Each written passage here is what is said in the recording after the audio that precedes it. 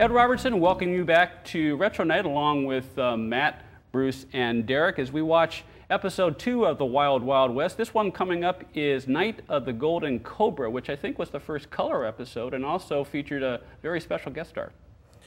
Yeah, Boris Karloff, famous B-grade horror actor.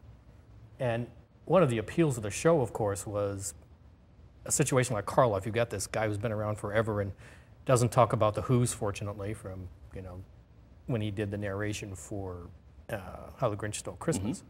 Well, anyway, so can you imagine a B-grade horror actor like Karloff cast as the patriarch of a family from India settling in the middle of Oklahoma? I mean, is that just nuts?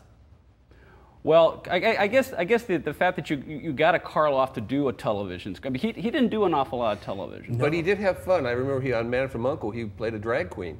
He played a drag. Yeah, I guess he played very tall. I'm sorry, I was the girl from U.N.C.L.E. He did do that, and he did. He had Thriller, his own show, and so he liked to keep working. Yeah. The thing with Karloff. Yeah, and of course he did that famous episode of Route 66 a few years before with Peter Lorre. Of course, one of the fun things about Wild Wild West, besides all the fist fights with Robert Conrad, is all the various disguises that Ross Martin did from episode to episode. I always heard there was a lot of jealousy between those two, and I don't know if that's apocryphal. Of course, Ross Martin had already done another TV show, Mr. Lucky. Mr. Lucky, yeah. And he was a great second banana, not in a bad way at all, but he just complimented, the sort of over virility of Conrad. He brought a sort of civilized kind of tone to that character. He also brought a certain sense of humor, levity. Yeah.